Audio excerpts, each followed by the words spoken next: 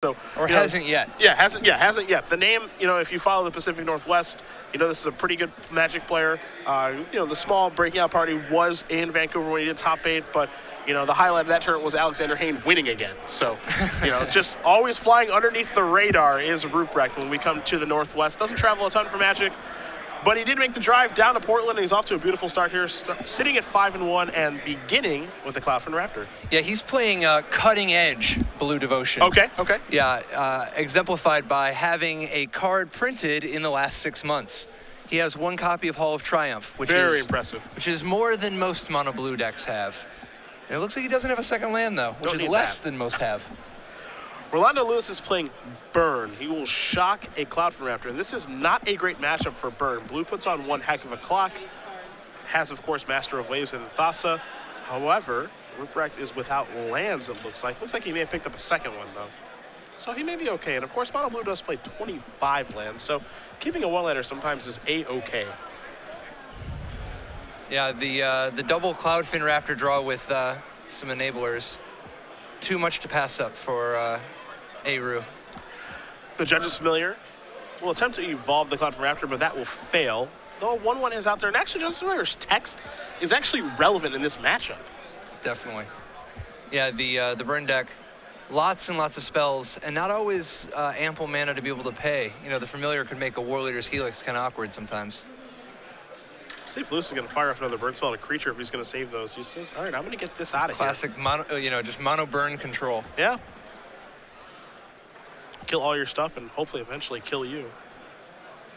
Ruprecht did draw a 3rd land, and now this will be a copy of Nightveil Spectre before passing the turn back over to Lewis, who will cast a Skull Crack. Ruprecht will go down to 17. Master of Waves, absolutely fantastic in this matchup. Relatively good, yes. I mean, how many Chain to the Rocks does he have? There are 2. Yeah, that's not a lot of roads home. Lewis going to just play a copy of Mana Confluence before passing the turn back. Ruprecht will draw a card here. It is a copy of Mutable. Also, a couple of lands have gone rolling off the top. Nightfall Spectre will hit. The trigger will resolve. The top card is a Lightning Strike here for Adam. See if Spectre's ever able to cast that. Ruprecht will deploy that Mutavault, and this is a Thassa, God of the Sea. 1 Blue Devotion away from going active. Yeah, things have shaped up real nicely considering the slightly rocky start. A Magma Jet's going to go upstairs towards Adam Ruprecht. He will go down to 15, but Rolando Lewis has a long way to go as far as damage is concerned. He is taking a look at a Boros Charm and a Mystery card right now. And it looks like Boros Charm may be staying on top, maybe not. Just deciding, is Lewis what he wants to do with these cards. It's so tough to split your burn up between the face and the creatures. Yeah. If you do, then you end up in a spot where you've got your opponent down to 15, and you're kind of short on cards. Eidolon of the Great Revel really showed its prowess last weekend when Brian Camage did win the Legacy Open. It's not a bad card in Standard, but it's a little late to the party right now. Ruprecht taking a look at his top card. He's going to put that to the bottom. So a Mystery card coming, and this may be able to provide the necessary devotion here for Adam to get that Thassa into the red zone. It looks like it may have been a copy of Nykthos was his draw.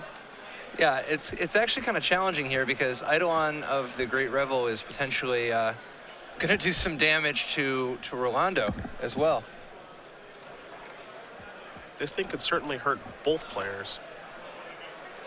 Ruprecht looks like he's going to go reaching for some mana here. This is a Frostburn Weird.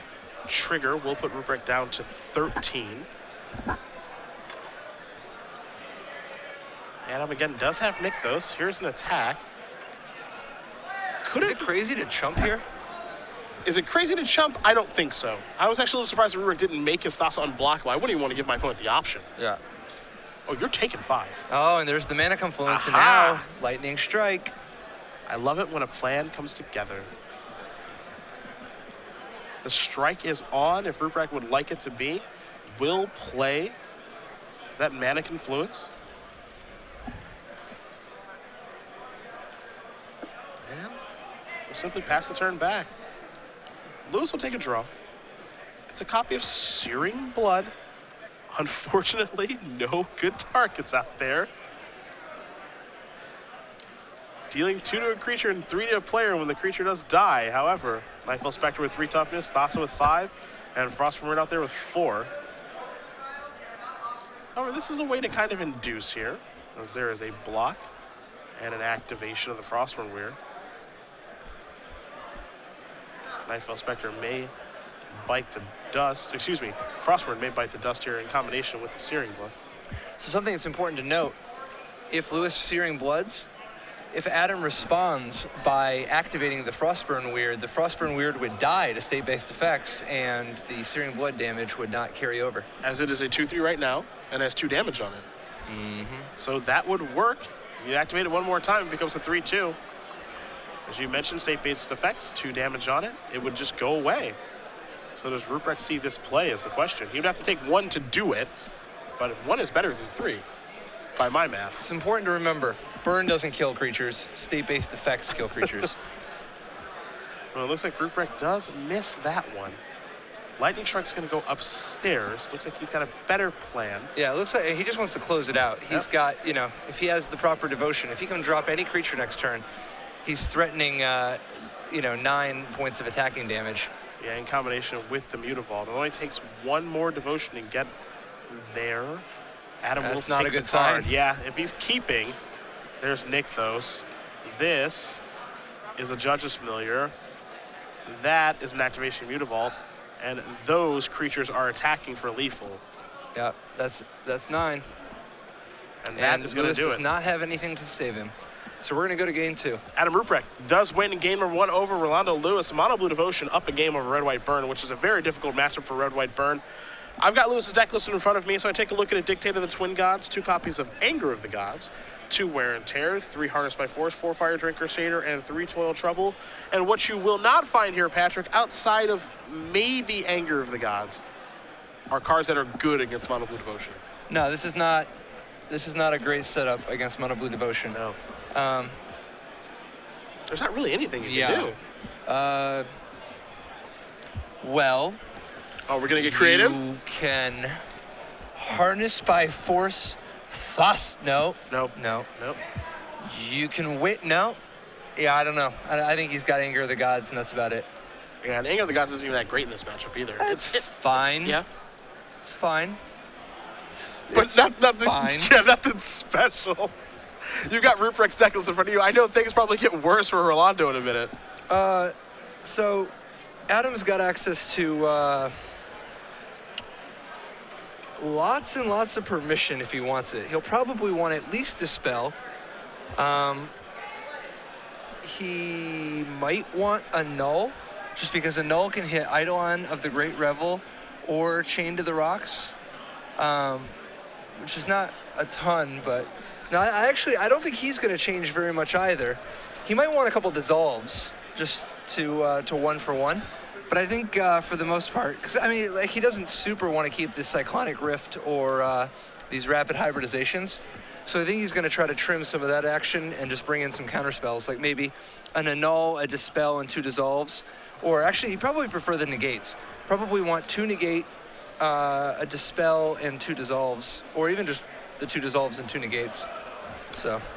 Well, while these players do finish shuffling up here, we'll be getting game number 2 in just a moment, but we do want to take a look at our Players' Championship leaderboard here for Season 3.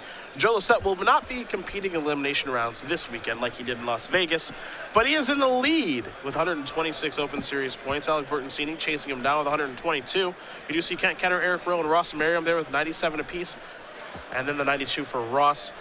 Van Meter, Ross, and Braun DeWin are already qualified for our Players' Championship. That's what the trophies do designate. But for Joe Lissette, he said he was going to come to Portland after his great weekend in Vegas, took the lead, going to try to expand on it, and if he's able to continue doing so, we could see him traveling to the East Coast, maybe for Worcester next weekend, Baltimore a few weekends down the road as well. So we'll see what ends up happening. No luck in Standard, even though, again, he can make a top 32 finish and grind out 4 Open Series points, but Legacy is his bread and butter anyway. How many slots are there? And how many how many slots are kind of wild or at play here? 12 slots available still. Again, we've got 4 players already qualified in Tom Ross, Brian Brondewin, Chris Van Meter, and Derek Sheets. With 8 at-large bids at the end of the year, but the one that Joe is probably most concerned with right now is Season 3.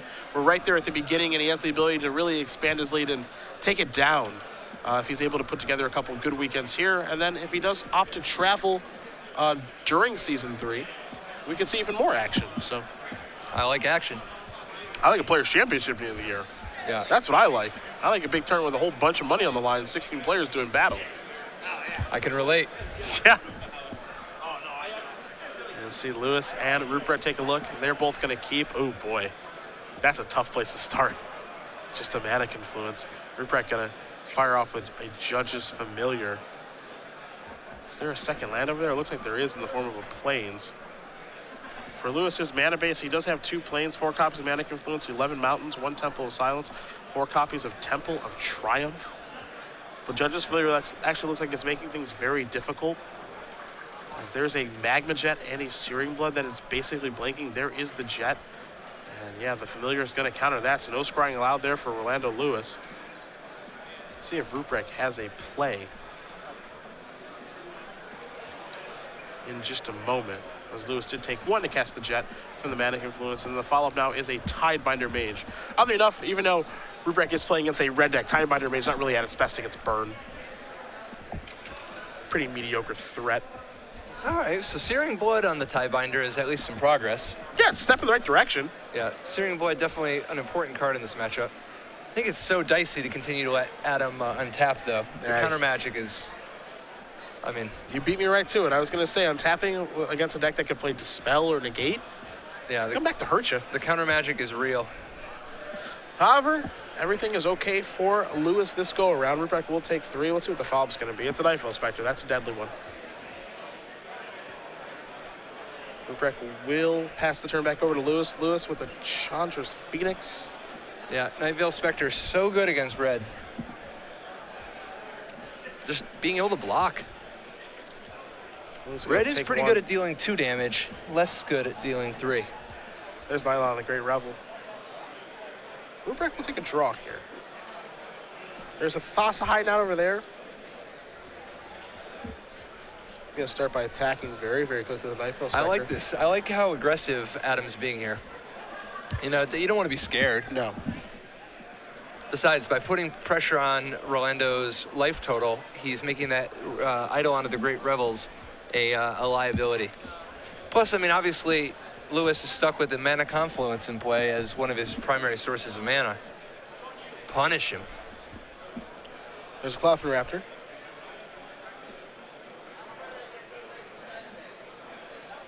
Now the follow-up here is a Thassa.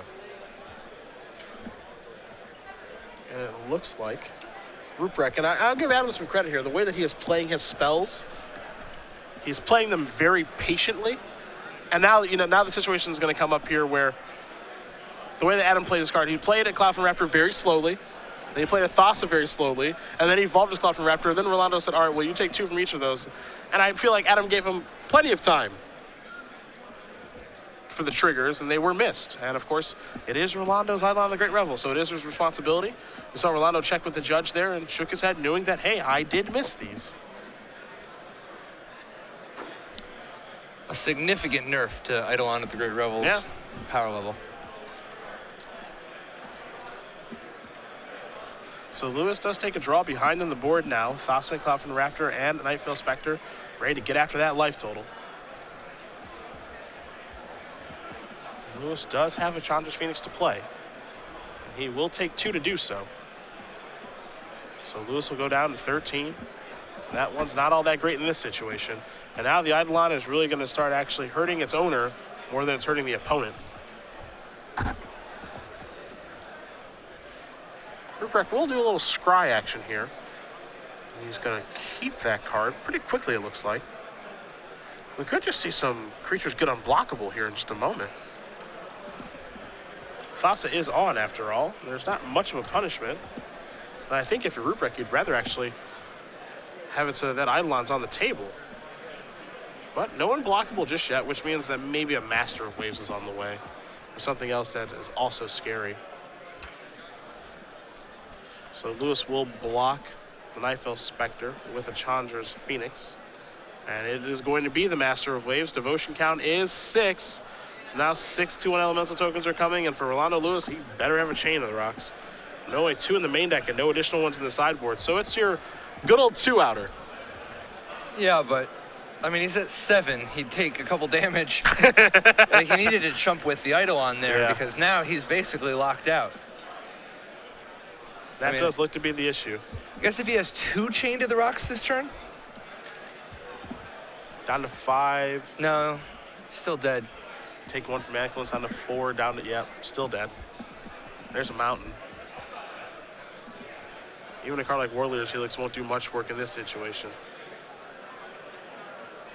Nope. No, it won't. And Adam Ruprecht is showing off the power of Mono Blue Devotion against red decks. Be it burn, be it aggressive strategies. It is great against Mountains.